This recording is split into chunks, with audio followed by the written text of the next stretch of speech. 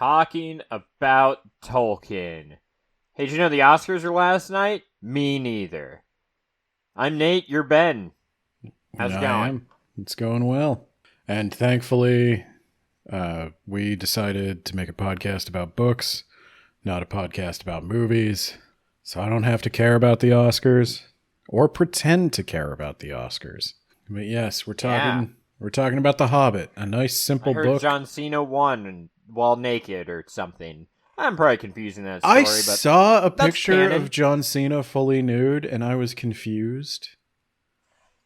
Yeah, that's what you do when you win now. You just let it all hang out, you flaunt your superiority. He doesn't look Pretty great. good nude. Wow, Ben. Like this isn't going to make the cut because this is talking about Tolkien, but maybe I'll put it on for the patrons. He's big in the wrong places. Wow. Yeah, I mean, he just looked like a man-shaped balloon. But anyway. All right. We're talking about a book that they've never made a movie of, they never will, and I won't hear otherwise. The Hobbit. Chapter 6, Out of the Frying Pan and Into the Fire. Yeah. That's how you know you fucked up cooking. You're supposed to keep it in the pan, dum-dum. I believe that is an English idiom meaning to go from bad to worse. It's pronounced idiot, but I agree. What's the phrase Bilbo comes up with? I don't remember, but it was worse than out of the frying pan into the fire, so that's why that was not the name of the chapter. I don't have my book in front of me anymore, but he said something like... Bilbo had a really good editor. Yeah, it was J.R.R. Tolkien. Yeah, and J.R.R. Tolkien was really let down when Bilbo lied last chapter, so hopefully he's a little more truthful this chapter, Ben. Well, okay, why don't you... You're the summary master. Why don't you tell us what summary happened? this will be like a solid 10-minute episode and we can all go home, right? Maybe. Right? Maybe. Right. So Bilbo's free, and he's not aware of if anyone else is free, or if they're all dead and been eaten or what. But here's hoping that they're alive, I mean. Bilbo's even tossing around the idea of going back for them. Yeah. And he decides he has to. But then he hears them, Ben. Thank God. He hears them. And they're debating not going back for him. It was a little hurtful. Yeah. Gandalf was like, okay, I'm responsible for him. I gotta do it. And Thorin was like, nah. He's kind of a shitty burglar anyway. You remember that one time he tried to steal that wallet and then we all got our asses kicked? It's kind of his fault. So, yeah, maybe we just leave him. And I'm sure he'll be fine just like all of our ponies. For sure they're all just on a goblin farm up mountain. And they're all just frolicking and everything's great. And also they're berating Nori. And Nori's like, sorry, I'm only used to carrying rice and raw fish. I mean, you can't expect me to carry a hobbit. That's more of a bomber job, you know? He carries a lot of weight. Fish. He can carry a lot more, you know? Like, are you implying that Nori is slim because he keeps to a traditional Japanese diet? And that Bomber is larger because he eats like an American? There's a lot of layers here, Ben. Oh, yeah. Tolkien wasn't a big fan of allegory, except in this one instance. In this one instance. I think this is probably even before Americans were fat, on average, but, you know, maybe Tolkien just knew. Yeah, he probably was in those trenches, and he saw those Americans coming, he's like, I bet these guys eat a lot. Well, but in that context, it was more like... envious. I bet these guys eat a lot. I bet they eat like every day. But yeah, so Gandalf's going to go back. But, you know, Bilbo, he decides he's going to have a little bit of a hero's entrance. Yeah. He has a ring that has a plus 100 fortify to sneak. So he just wanders into the middle of their debate, and he takes off the ring, and poof, out of nowhere, he's like, ta-da! Yeah, no big deal. I learned how to just walk really silently, and also, I guess, blend into the shadows as if I were invisible. That's how that works. And I found a cave monster, and he was nice enough to just let me leave after I beat him in a game of riddles. Well, That's how that happened. No, I mean, that's not how he puts it. He explains that he won the game of riddles, of course, because he's very smart. Obviously. I obviously beat him at the riddles, and then I didn't cheat at all. Yeah, no. I asked him, what starts the day on 4 legs, and then middle of the day 2 legs, end of the day 3 legs, and that was the big stumper. I got him with that one. Yep.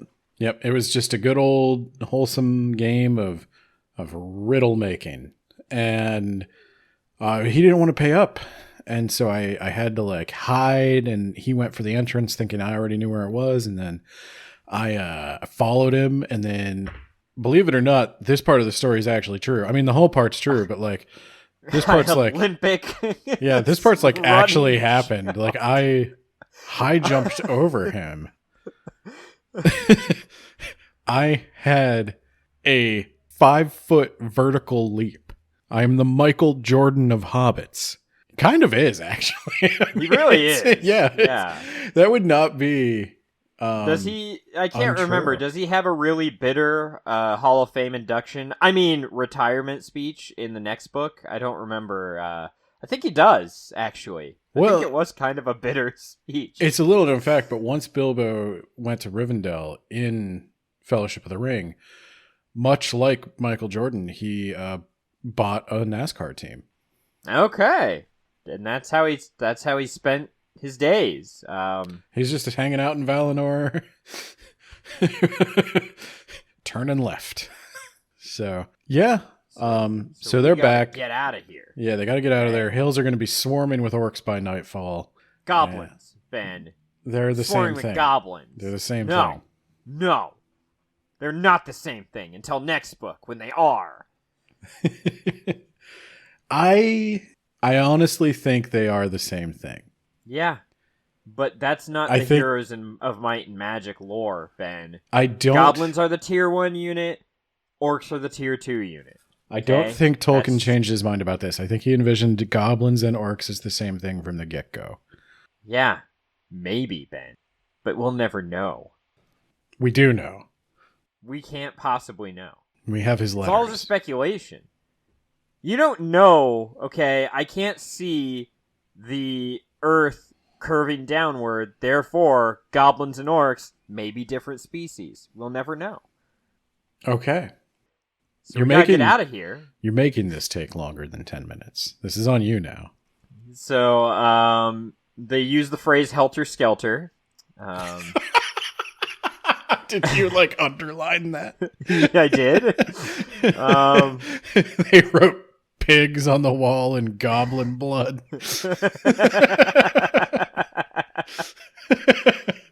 So they travel, and they travel, and they travel, and they travel, and then there's a rock slide, and they travel some more, and then they hear howling, Ben. Howling. Oh my god. Everyone, quick. Up into the trees. Also, there's a weird clearing, but up into the trees, quick. Also, there's a Christmas tree, Ben. You mentioned Christmas trees. Is Christmas a thing in Middle-earth? I don't remember if they call attention to it again, but I believe the Fellowship sets out from Rivendell on Christmas Day. Obviously, Christ isn't a thing yet. Yeah, which one is Jesus? He's not there yet. This is Old Testament. Okay, but he can't Tolkien speculates that in the 5th age, Eru will send his son to Middle-earth. I'm not making that up. And when 7th age is when we get laser guns? I don't think we're going to make it that far. Tolkien sure as hell didn't think we were going to make it that far. You don't know that. Okay.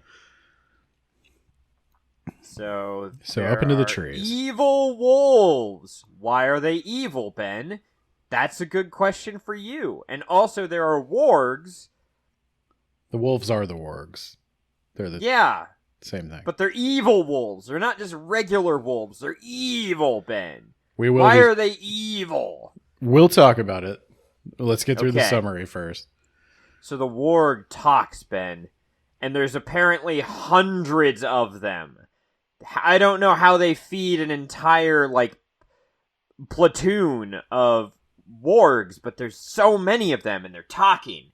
Now, they're not talking in our tongue, but it's disgusting, Ben. Gandalf can understand it. He's German. Okay. It's a really harsh, angry language. This is this is their meeting place, Ben, between the wargs and the goblins. They were gonna all meet up to go attack some settlers, but now there's these dwarves and stuff here. So, what are we gonna do? How about we just circle around because we can't climb? And oh no, we're all on fire! Gandalf is throwing lit pine cones at the wolves. It's just they're bursting into flames. Gandalf, this is one of the few acts of overt magic Gandalf performs. He is plucking pine cones from the tree he's in. He is magically lighting them on fire with magic fire. It's different colors. And he throws it at the wolves. He just has some chemical compound. That's not magic, Ben. That's science. But the part that's magic is... I guess this could also be a chemical compound, but it doesn't... if it was, then Gandalf should light on fire too. Because when it hits gloves. When it hits... He is wearing gloves, actually. When it hits the wargs... they burst into flames. It's not just like they got hit with a hot pine cone. It's like they got hit with a pine cone that is like a magical fireball. Yeah, but it wasn't magic. It was science. It was magic. Stated to be magic. The gray scientist is what they call him, Ben. Okay. That sounds like the name of a band I would hate. The Gray Scientist sounds like a terrible indie band. I bet they would never name their child Apple. They produce music that makes Coldplay sound exciting. So, unfortunately for Gandalf, the goblins show up. And the goblins, they're not afraid of fire. I mean, you should be, because this sounds horrific. It sounds like napalm or something, but they're not afraid of fire. And what they're gonna do, while they sing, of course, because this is where Frank Herbert got it from. Thanks a lot. Thanks a lot, Tolkien. It's all your fault. We have fucking Gurney Halleck because of you. The goblins start singing about how they're gonna get him, and they pack a bunch of fuel around the bases of the trees, and they just start a good old-fashioned forest fire. And Smokey the bear does not come along until the 6th age, so he's not there to prevent forest fires. So they're screwed. Well, Smokey the Bayorn might be there, but that's for a later time. Yeah. Yeah, you're right. So they're screwed, Ben. There's no way they can escape from this unless there's some sort of giant eagle in this universe. And thankfully there are. And they save the day and almost leave Bilbo behind. He was not very important even to the eagles. I guess I should also point out Nori was cool enough to get Bilbo up the tree, because Bilbo, even though he can do a 5-foot vertical jump, he can't swim or climb. He can only do it when it matters. So, yeah. And Nori helps him Nori up. was there, yeah. Yeah, and Nori takes one for the team. I think some of his cloak gets ripped, and that's just not cool. He sacrificed his movement to perform the help action.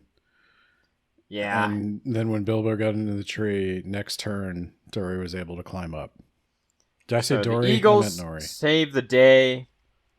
And yeah, don't be lessening Nori's heroism, okay? Nori gets a surprising amount of shine this chapter. Yeah, because nori is delicious, okay? It's not, though. Wow, Ben. I'm not a big seaweed man. I'm sorry. Wow. I'm 1/4 offended that you would say this. Oh, is that why you said he was carrying rice and fish? Because he's seaweed? Yeah. Yeah. Okay.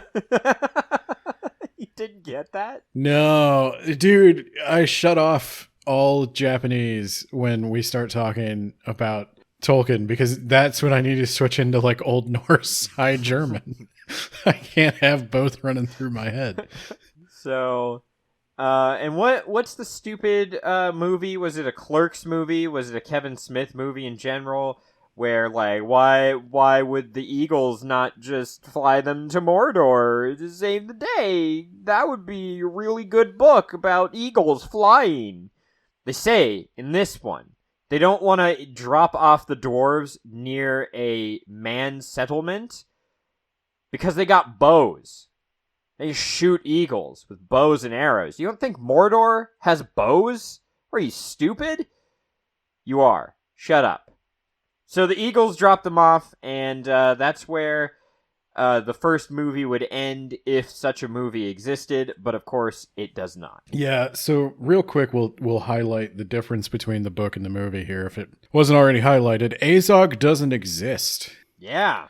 Azog's and the goblins dead. are not singing in the movie when they're lighting the trees on fire. Admittedly, that probably would have been too much singing. I'm okay with that. We already had 2 musical numbers. More than 2.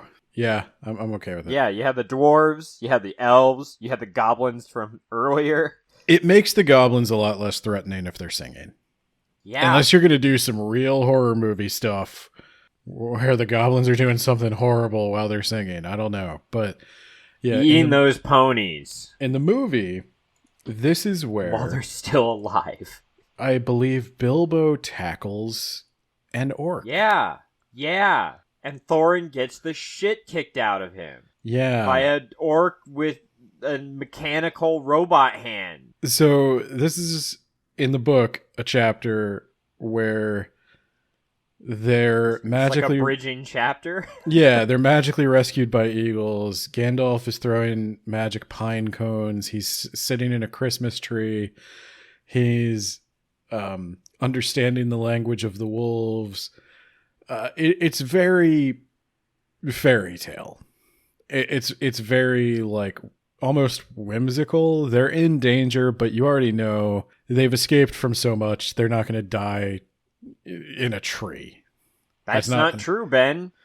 I'm looking at the page count of The Hobbit. I see there's like 20 more chapters, but those are probably just like 20 chapters of like funerals and like remembrances. I think there's 13 more chapters, but whatever, bro. You're maybe correct. Oh, wow. Yeah. Oh, holy shit. Bjorn's next. Yes. Holy shit. I do not... Okay, so I remember this book as being so much longer than it is. This is just flying by. Yes. Like, I feel like Bjorn was like way... Like, he'll be in like a few chapters. No, that's next chapter. And then after that, they're in Mirkwood. Yes. And then after that, they're out of Mirkwood. Like, Mirkwood is like 2, maybe... Yeah, it looks like 2 chapters. You're meant to read 1 chapter a night to your children. But why, Ben? Don't you want to have an 800-page bloated book where you just keep repeating the same shit over and over again? You need to have a chapter where Leto and his dumb friend, whose name I forgot, they're looking for... they're doing the Dragon Ball Z filler episode where Krillin's looking for a pearl, except these pearls are burning hot and they burn through the boat, but and then there's an explosion, but don't worry, they're all safe, and then they're rescued at the end of the chapter. I'm not... Believe it or not, I'm not going to let you talk about Dune right now. What I'm saying is we need Brian Herbert and Kevin J. Anderson to come in and do an interquel between The Hobbit and The Lord of the Rings that's just recycled nonsense. You're making me want to commit a crime.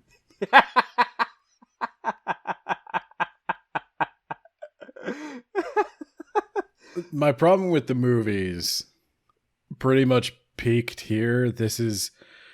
I have decided I'm going to see the other two. This is the chapter we got to. This is where the movie ends. I'm going to go watch the other two movies. I don't know when. Before we record again. My God, Ben. Are you for real? I'm for real. I'm going to watch them. Why? So that I can... Why would you put yourself through that? Okay. Because I will never. I have been hanging out on a couple of Tolkien subreddits. I've been... Don't do that. Sort of sitting there watching the community, and it seems like there's a ton of questions. Like, why don't the Eagles take them to Mordor? Things like that are answered in the book explicitly often, or didn't happen in the book. And that's like 90% of the posts sometimes, it seems like. So I'm going to watch the movies so I can point out what they embellished, what they just outright made up, what they changed. And so obviously this is not an epic final showdown between Bilbo, Thorin, and a CGI monstrosity. This is just a simple little chapter where they're rescued by eagles. And I feel like you could call me like anti-movie. I really do hate the movies, and I am not. If you're looking for a charitable, let's point out some of the good stuff about them kind of conversation for me about the Hobbit movies, you're probably not going to get it. I don't like very much about them at all. Wow. But he put in so much effort, Ben. Yeah, maybe you shouldn't have. I'm a person who thinks they shouldn't exist. I would rather they just weren't there. There's a lot of people who say you could take them for what they are, and that's fine, and that's cool. I'm not angry at anyone who likes them. It's just, I'm not going to. For reasons that I don't even think it's a really good adaptation, because of things like Bilbo helping Thorin fight an orc. Like, that's not what Bilbo does. That's not who Bilbo is. Why? That's not the tone we're going for. You need him to be a badass. No, you don't, actually. Because the entire point of The Hobbit, if you wanted to adapt it, like you want to tell the Hobbit story, Bilbo is an upper middle class English landlord who has never worked a day in his life, who is suddenly thrust into a Norse saga and immediately gets in way over his head.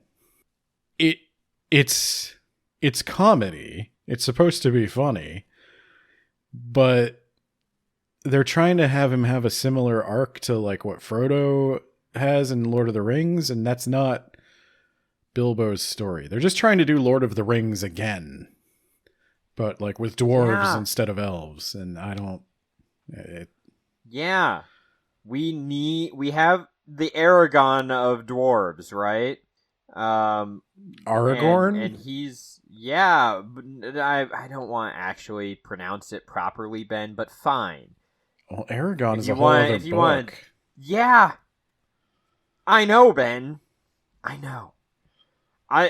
If it helps, Ben, I had I think I was gifted a 4-glass set from The Hobbit. It had like Elrond, who's hardly in the book, Thorin, Bilbo, and Gandalf. And I think all the glasses except for Gandalf broke. That's a sign. That's a sign. You are right. I don't know precisely of what, but I think the universe also hates those movies. Oh my God. I agree. I think that's true. But yeah, where I think the Lord of the Rings movies are pretty decent adaptations of the Lord of the Rings, they change a lot. And they do character assassinate quite a few people, but they get the bulk of it right. Like they get the message. Faramir. Yeah, who cares about him? He's like Boromir, but not Sean Bean. Yeah. What else you got? No, he's not. No, he's not. yeah. He's like Boromir, but not Sean Bean. What else you got, Ben? Elrond's sons. They're out. Who? Exactly. Exactly. Elrond, I guess. Why does Elrond hate Isildur? Because that guy was an asshole. Why does he kind of hate humans in general? He's half human. Yeah, but we don't know that, Ben. Yeah, because he was Agent Smith, okay, from the Matrix. So he kind of hates humans just a little bit. But yeah, I'm gonna watch the other two. I don't like where the first movie ends. I don't like the inclusion of Azog. I think it's too much of a change to Bilbo's character. I don't actually. This is gonna be a hot take. I don't actually like the guy who plays Bilbo that much. You don't like Martin? I'm feeling a Martin. Martin Freeman, is that his name? Yeah, Martin Freeman. I don't know if that's his name, but that is his name. I looked it up. No, I remember watching some interview with him. I think it was on this. It was one of the Hobbit interviews where he made a date rape joke. Ooh, yeah, about how Bilbo would get with an elf, and I was like, what? yeah, huh? What? Yeah, he said that Bilbo could get with an elf by like slipping something in her drink. I don't. Okay, I thought that it was going to be like by using the ring, which isn't any better, but at least relates to the movie he was working on. Relates to the movie and it doesn't quite hit so close to real life. Yeah. He's kind of a dick, and he kind of brings that energy. Bilbo died. What? The original Bilbo died. The one from the Lord of the Rings. He's dead now and has been dead for years. My point is, he brings this weird energy to Bilbo. Like they're trying to make Bilbo cool. He is a Chad, Ben. Just as Tolkien wanted. Gandalf was like, yo, I got you guys the muscle of this operation. Check it out. This guy... He can leap 5 feet in the air. He can use those legs to just kick orcs in half. He is a fucking Chad. He's gonna kill this dragon with his bare goddamn hands. Just as Tolkien wrote in his Volume 1 edition that none of us got to read, Ben. Yeah, no he didn't. Okay, moving on. You ready to talk about the Tolkien stuff? And the I guess we have to. That's the pact I made prior to doing this podcast. So, if I want to see my family again, I gotta let you talk about this. So, what's up? Okay. So first, I think first we'll talk about the inspiration in Norse myth. This one is a little murkier. There's not a ton. Perhaps murky wood-er? Huh? Perhaps. So, wolves and eagles are both mentioned in Norse myth, but they don't play they really don't play the same role that they play in Tolkien's mythos, where the eagles are always on the side of good and the wolves are always on the side of bad. One thing about wolves in Norse myth is they are seen as negative more often than not, kind of a scavenger animal. I think there's a line in a Norse poem that someone is going to set a table for the ravens and the wolves, which means he's going to create a lot of dead bodies on this spot. On the flip side, Odin has 2 wolves, Gary and Freki. Both of those names mean greedy. Though the more I think about it, Odin is also kind of associated with hangings. You would hang a man to sacrifice him to Odin. Odin's kind of also a scavenger of battlefields, pulling great warriors who have died into Valhalla. So, yeah, maybe wolves are always a bad thing in Norse myth. I'm not sure. But I can see where Tolkien got that, if that's what he's going for. Eagles? Much more, Ben. Much more sparingly used. So, yeah, because he knew that was symbolic of the greatest country ever, and it wasn't his British Empire, so he had to use them sparingly. Well, he's not talking about bald eagles, first off. Yeah, but we all know that in a few ages, they will lose all their hair. Bald eagles. And the bald Boom. eagle is actually more of a scavenger than a lot of eagles. It's not like a It noble... picked up the delicious remains of a dead empire. Boom! Okay. So I found two sources in the Poetic Edda that mention an eagle. One is from our good friend Riddle Weaver in Vafthrudnismal. Fucking Riddle Weaver, come on. And what was his name? Good Advisor or something Advisor. Like that? Yeah. Okay. Odin showed up looking like Jake from State Farm. He's always there. So the line goes, this is when they're exchanging their wisdom, and Vafthrudnismal is showing off what he knows, and he says there is a giant eagle named Hreisvelf who sits at the sky's end, and they say that it is from his wings that the wind is blown. So that's where the wind comes from. It's a big eagle, sits at the end of the sky, flaps its wings. Even bigger than these eagles. Shit, dog. What does that eagle eat? Continents? Did we used to have Atlantis, but the eagle was like, I'm hungry, and... Okay, the second one is, you're not going to believe this, from Odin, again, in a different poem, disguised again. Did he go after another person with riddles? And he's like, what did Odin say to Balder? He only does that a couple of times.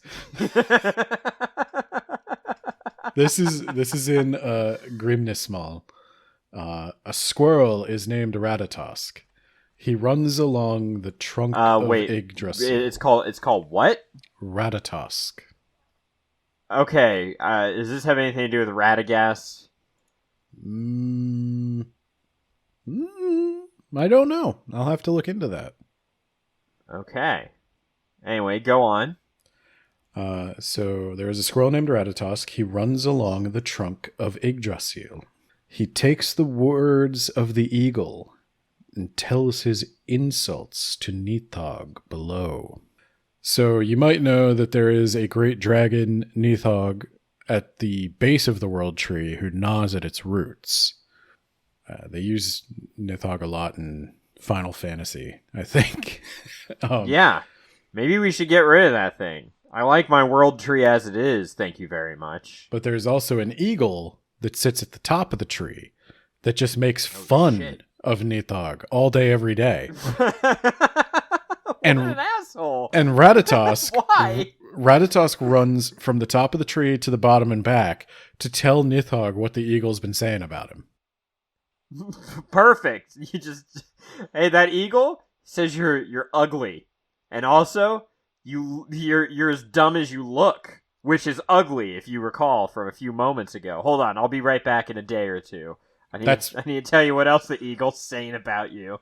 That's more or less lore accurate to what is in the poem. Said your mom was ugly too. It was really mean. So he started doing impressions. It was kind of got a little uncomfortable there. He started doing impressions. So, okay. Let's talk about wargs. Wargs are an invention of Tolkien. He literally created the word. It has since been used in all sorts of fantasy stories. This chapter that we just read is what introduces the idea that orcs ride wolves. That would go on to be reused in D&D, World of Warcraft, Heroes of Might and Magic, a lot of any video game that has an orc riding a wolf. Chapter 6 of The Hobbit, you're welcome. Yeah, he's got wargs, whereas all Frank Herbert has was D-wolves. It's so fun. You're right. When you compare them side by side, it's like, what are we even doing here? It is rough. we got wargs, which is just like, that's a popular cultural thing now. That's a great name. Goblins and orcs, and then no one ever talks about D-wolf. No, they don't. No, they don't. They hunt with sight, Ben. They use their eyes to find you in the dark. Yep, wolves are famously good at that.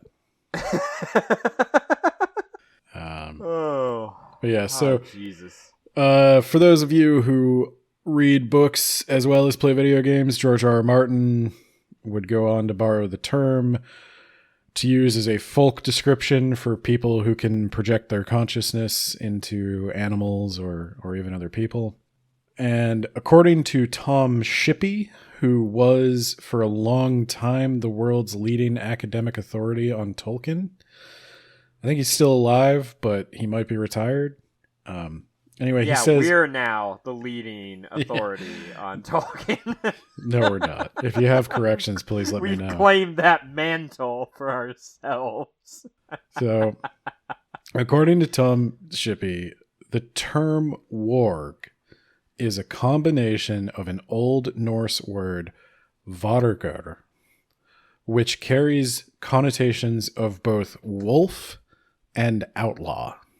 The word for just wolf is ulfr. The word ulfr is used in a lot of names, but I think it became kind of taboo.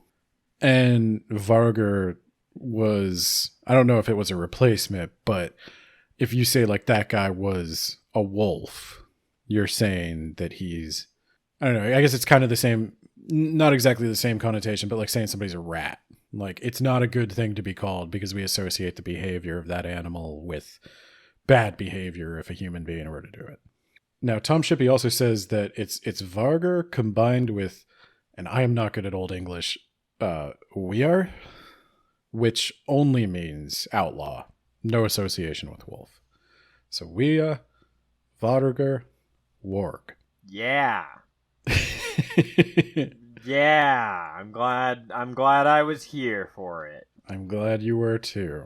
You know more. You're never going to forget that. You're going to be at a bar trivia some night. And I'm going to sound like me. Earn you a gift certificate. Do you want to go to bar trivia, Ben? I go to bar trivia all the time.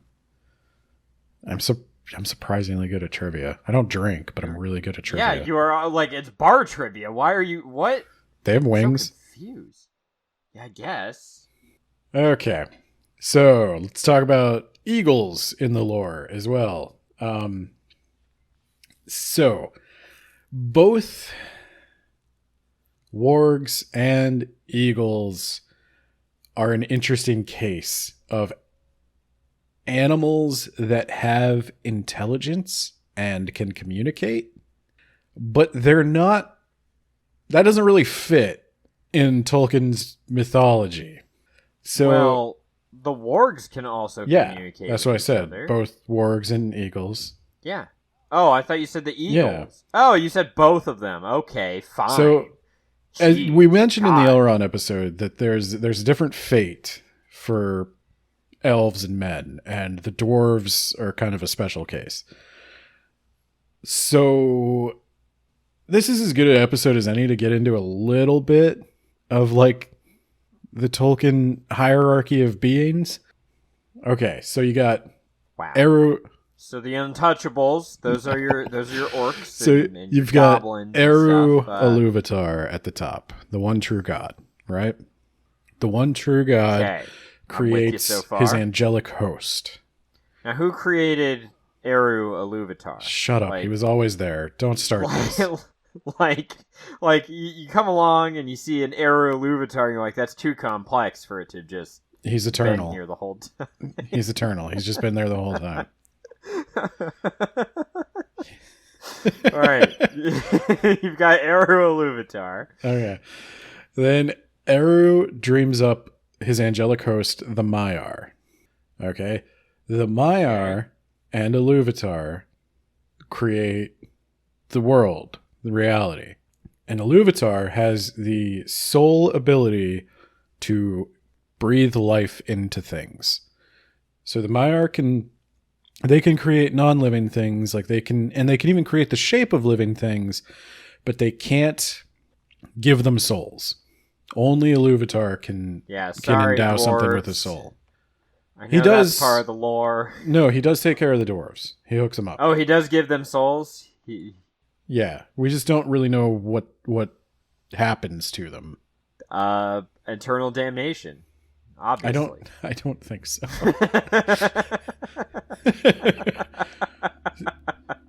So, after the world gets created, some of the Maiar decide that they want to enter into the world. They're so enamored with it that they want to be a part of it.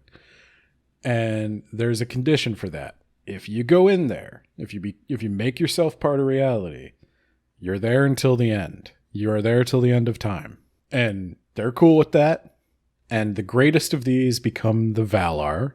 They're the gods, lowercase g gods. And the lessers are their servants. Those are pretty much from now on, we'll just call them the Valar and the Maiar. So the Maiar are lesser beings, not quite gods. Sauron's a Maia, Gandalf's a Maia. What about Tom Bombadil? We don't know. He's his own thing. It's very frustrating. You're beginning to see my frustration with Tom Bombadil. You've got your org chart, and then just over there in the corner, it just says Tom Bombadil, and no one knows. That's exactly what it is. He's his own thing. He was there. He was crashing on the couch when we got here. Nobody knows what his deal is. Like, literally imagine the gods come into Earth and Tom Bombadil's sitting there going, "Hey, what are you doing?" And it's too late. Eru's already like, "Bye," closing the door. I don't know what he is. I have no idea. It seems like Elrond knows what he is, and it seems like Gandalf knows what he is, but the rest of us are clueless. So that brings us to elves and men. Elves and men and dwarves. Elves and men are the children of Iluvatar. Dwarves are a special case. We'll get into that later. Elves and men definitely have souls. Kind of know what their deal is. Hell yeah. But eagles, wolves, do they have souls? Oh, you're getting a lot of questions about our own world, Ben. Yeah. If my dog dies, does my dog go to dog heaven? Is it really heaven if my dog isn't there waiting for me when I cross over, Ben? So, according to Tolkien, in early drafts, which you can find in the Book of Lost Tales, I think, the eagles were conceived of as being the children of the Valar.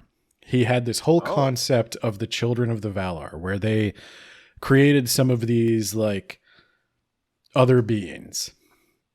But he kind of agonized about this as a Catholic.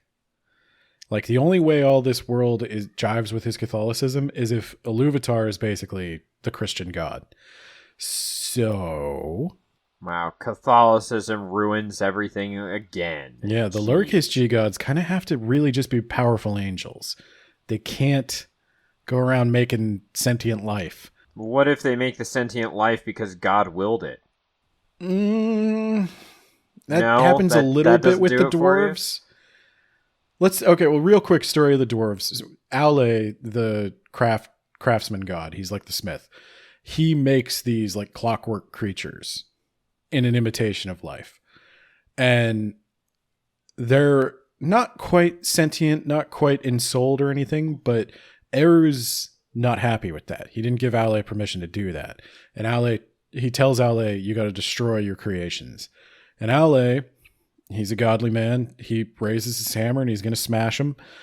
And then right as he's about to do it, he's like, no, you know what? I see you didn't try to usurp me. You're not trying to do a wrong thing. You just got a little carried away. Tell you what, I'm going to give them souls. One condition, they have to wake up after the elves. The elves have to come first, but then the dwarves can wake up.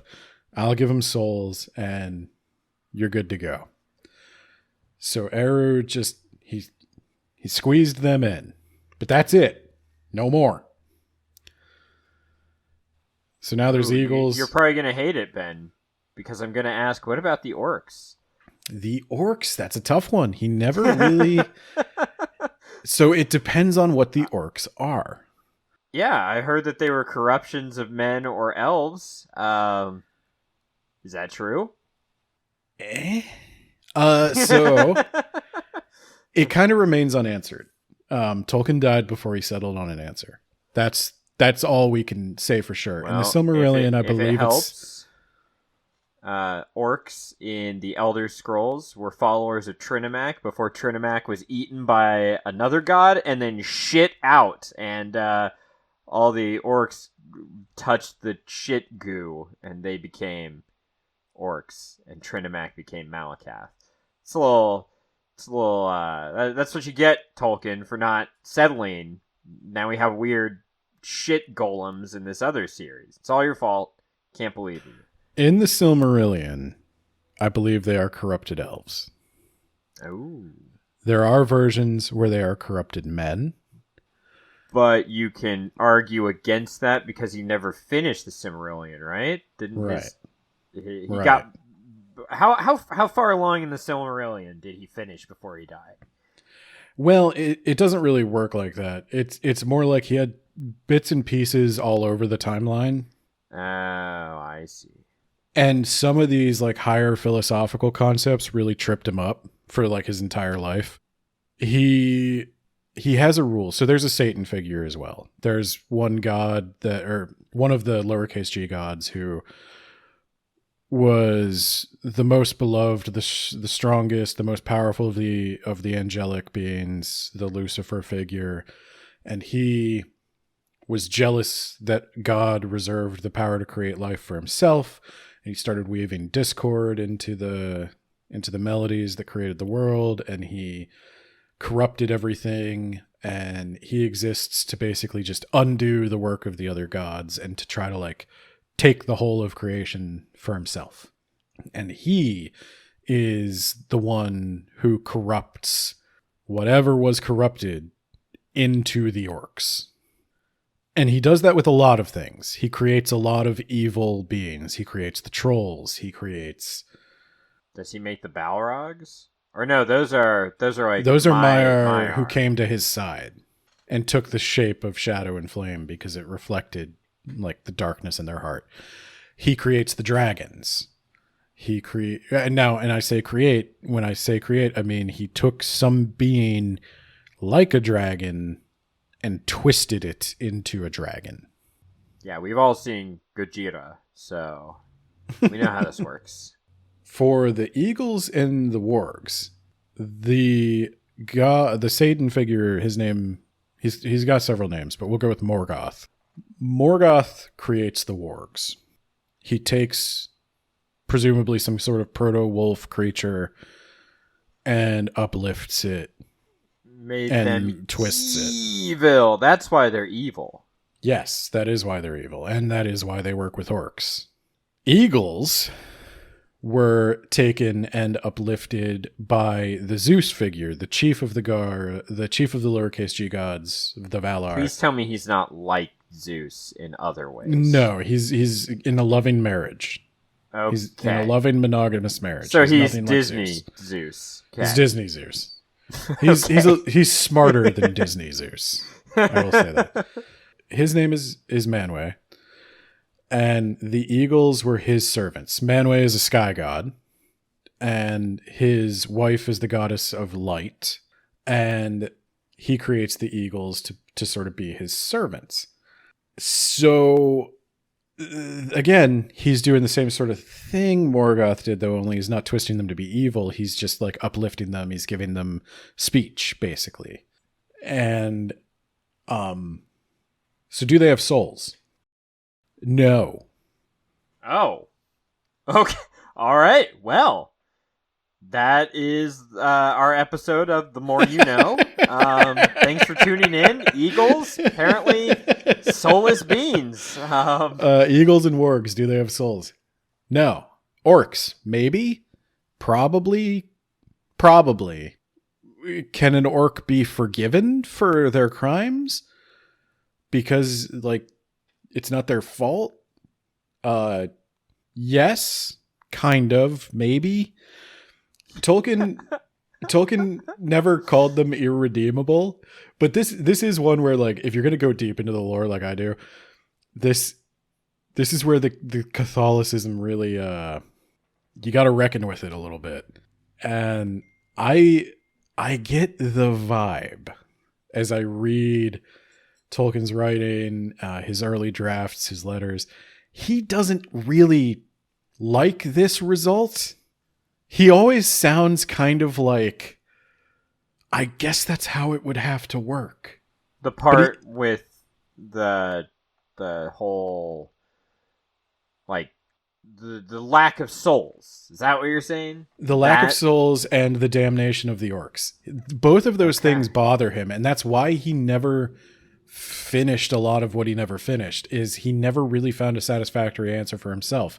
He wanted the orcs to just be bad guys. But then he set this rule that the satanic figure Morgoth cannot create life.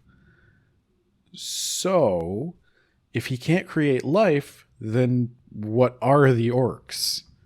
Like, the orcs are essential to these stories, but what are they if he can't create life? Well, they got to be corruptions of something. And then if they're corruptions of something that had a soul, like elven men... Shout out Trinimac. Yeah, I don't think he would have been happy with that one either. And then with the eagles, he was playing with the idea of two ideas, other than they're just animals that don't have souls. First idea, children of the Valar. That the Valar can reproduce, and maybe their children take the shape of eagles. He kind of throws that whole thing out. It didn't work. Yeah, then couldn't you just create life? I mean, that it didn't work like for a lot of life creating. So then, second idea, maybe they're Maiar that took the shape of an eagle. Okay. But then he threw that out too. But then they totally could just go to Mordor, just walk right up to its gates. Yeah, I mean, he didn't do it for a reason, because the eagles also, like, reproduce. There's also, they're not immortal. Like, what if there is one giant super eagle that is immortal, and they're also creating the wind, and there you go. Well, that would be Thorondor, and I don't know about that. But yeah, so that was an interesting thing to get into, is like he wrote this offhand in The Hobbit, that there's these wargs and that there's these eagles, and then he had to backfill them into the mythos, and he definitely already had some ideas about wolves and eagles in the mythology, but once it all started solidifying into these published stories, he ran into a real theological conundrum here of, like, what does it mean to be a sentient creature with hopes and dreams and fears and existential dread? Just and also write your fun book about New Zealand. yeah. So I thought we'd get into that. This is a good chapter. There wasn't a lot of, like, plot. Yeah, so there wasn't really anything. We threw some flaming pine cones, and then we got carried away by eagles. That's the summary. I had a whole bit about the flaming pine cones too, but we don't have time. I'll spare you that. Okay. All I'll say is I want a flaming pine cone cantrip in D&D. Oh, I want a flaming pine cone Pokemon. They've got to have that. They have a pine cone, but I don't think he's on fire, and I want him to be. Huh. Yeah. Well, this isn't Pokemon. This is serious business. This is Middle-earth, where animals don't have souls. When they die, nothing happens. And when you get to all heaven, goes black. When you get to heaven, your dog won't be there. Jesus. That's what Tolkien said. Yeah, I can't help you there. That's just how it is, man. That's canon now. That's canon. It's in his letters, so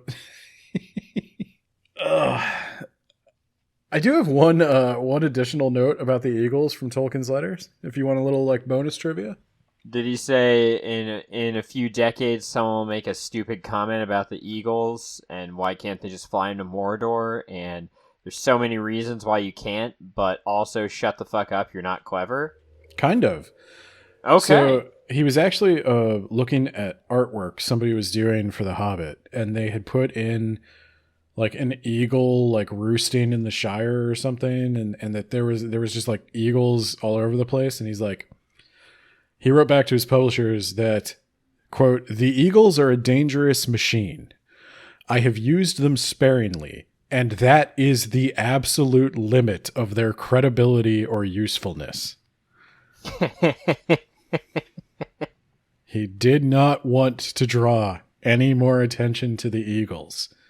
He thought he had used them to the absolute limit. Well, you can shoot them with a bow and kill them. So Well, he points that out in the book. That's in the text of the chapter. That the eagles are afraid of bows and arrows. And a bow and arrow kills a dragon at the end of this book. Spoilers, I guess. Whoa, spoilers! I was So- gonna say it if you didn't, though. Yeah, so it's a real threat. They got some pretty good archers in this world. So Plus, I don't know if it's canon to the book, because I don't remember, but the Witch King of Angmar was riding some fucking flying beast. So, shut up. yeah. So that's chapter 6, and a little thing about existential dread and whether or not animals are ensouled beings. According to the Catholic Tolkien, no, they're not. Even the ones that can talk. Sorry. Yep. Sucks to suck. Maybe be a little more sentient next time, dumbass. I think they're easily as sentient as the orcs, if not more. But the orcs are way more troubling. Oh, gosh. All right. Well, that's it for talking about Tolkien this week. I'm sure you're grateful. This was a lot longer than I thought it would be. So, It's about as long as I thought it would be. stay tuned for next week when we talk about a man who can change into a bear. And if you want these episodes as soon as they have been edited, please check out our Patreon at patreon.com/WABpod. Starting at the D Philosopher tier and above, you get all the episodes the very second I am done editing them.